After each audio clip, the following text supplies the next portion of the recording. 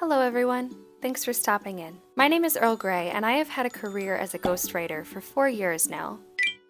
I've worked with clients in various genres, both indie writers and those who are traditionally published. I don't think many writers realize how viable an option ghostwriting is, as a way to make money and a way to get your feet wet in the industry. That said, there's a lot more to ghostwriting than just writing a book for someone. I have 5 big things I think you should know before becoming a ghostwriter, and my own experiences to talk about. Number 1, ego management.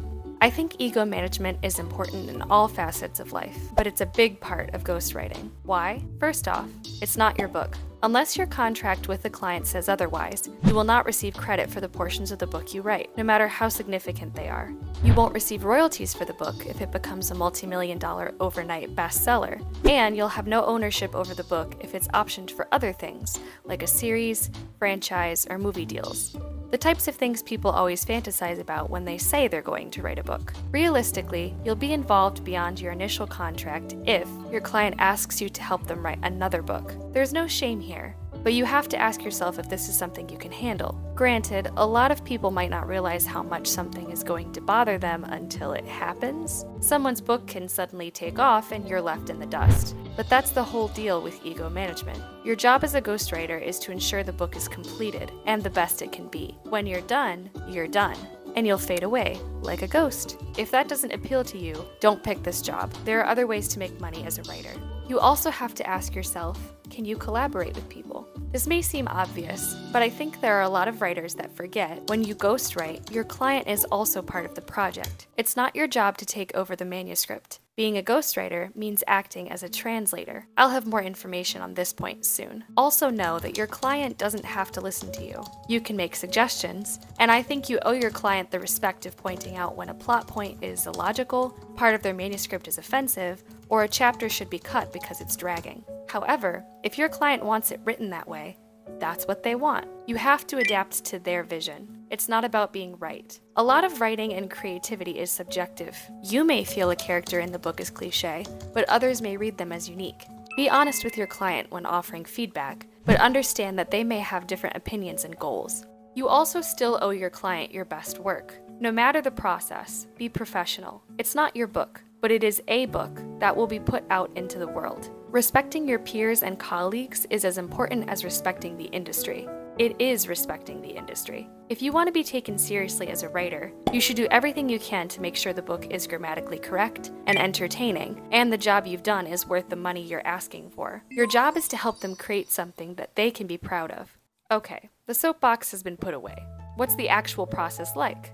Well, it's still writing. We all have our own system when it comes to creating an outline, writing drafts, and meeting deadlines. The biggest difference, however, between writing and ghostwriting is translating.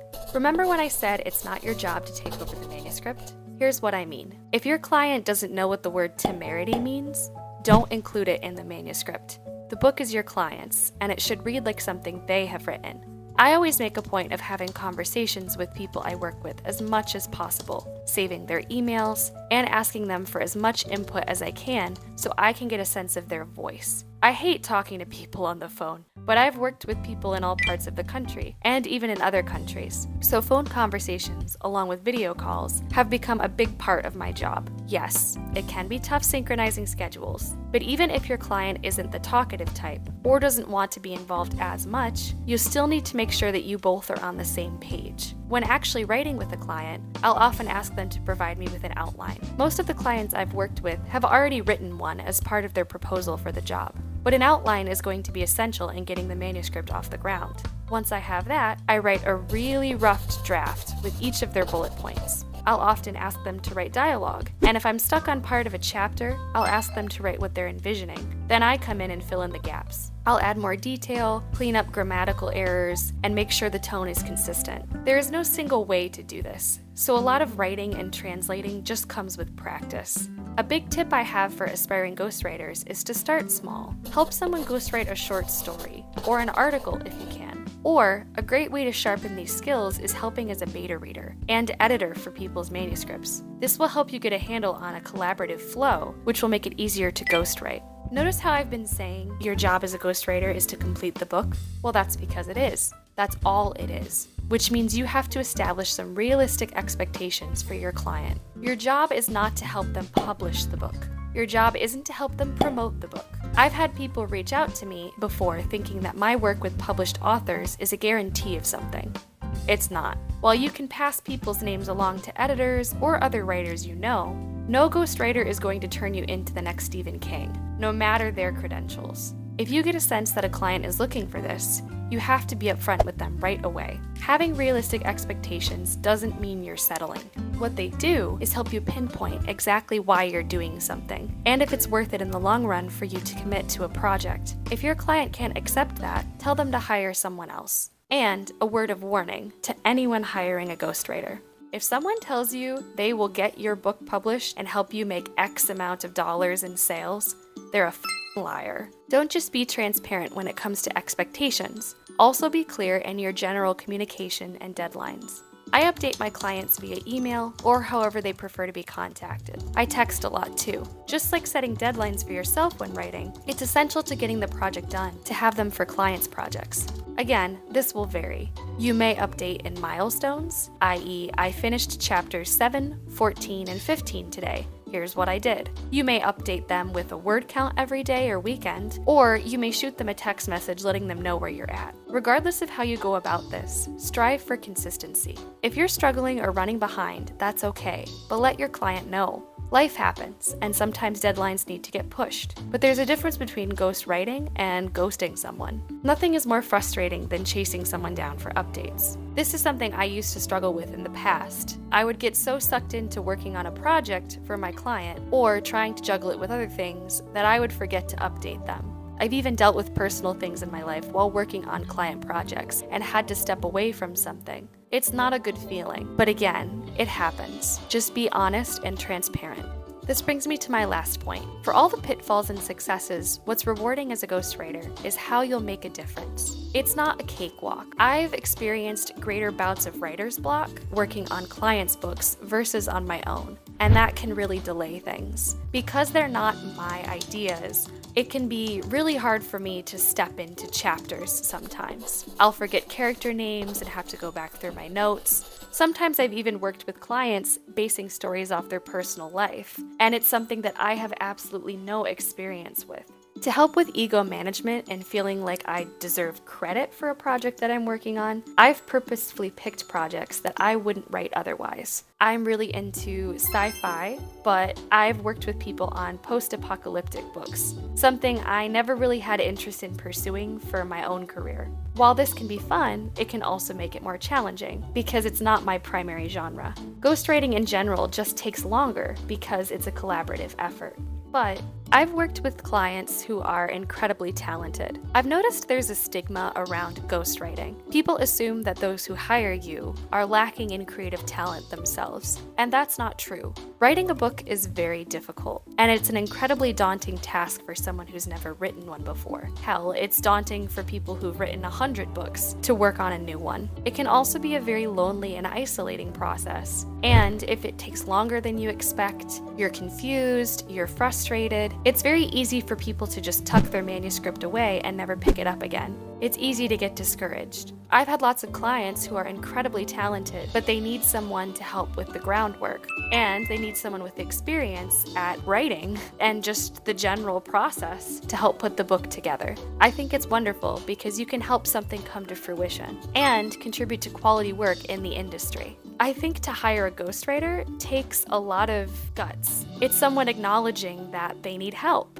It's a process, and they want their book to be the best it can be. People like that should be putting out work in the industry, not just striving to make money because they think it'll be easy with ebooks. I also have to say, when it comes to money, one of the nice facts about being a ghostwriter is no matter if the book sells or is even published, you get paid. You can make a living as a ghostwriter. You won't necessarily make millions, and I think it's good to be realistic about that at the start. Don't quit your day job. You're probably going to start off with a lot of projects that will not pay your rent. And as a ghostwriter, it's a lot of freelance. That can be very stressful. Some months are better than others in terms of how much money is going to be coming in. Other things that I'll note, and could make a longer video on if you're interested, are Finding clients. This video is not sponsored, but I find a lot of my clients through Upwork. I've also found a lot of clients through word of mouth. When I worked with someone and they've liked what I've done, they've told their friend who also wants to write a book about me.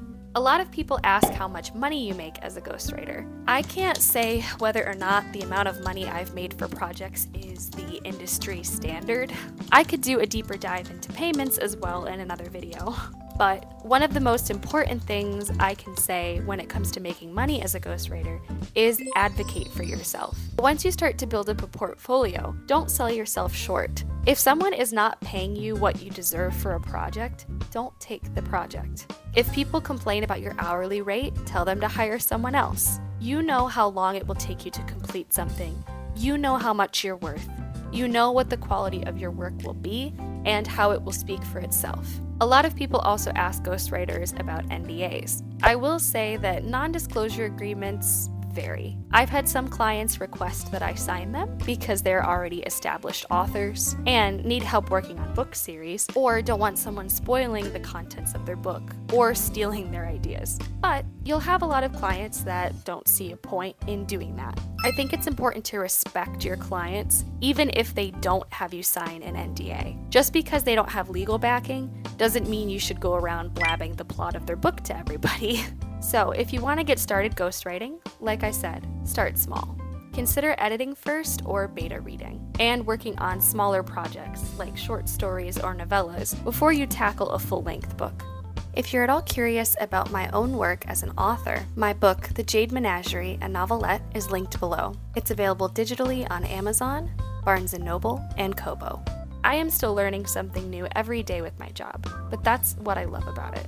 I hope this video has helped you learn a little bit more about ghostwriting, and if you're interested in pursuing it, I hope I've inspired you. If there are any other topics you'd like for me to cover, comment down below. Thank you so much for watching, and I'll see you in the next one. Bye guys!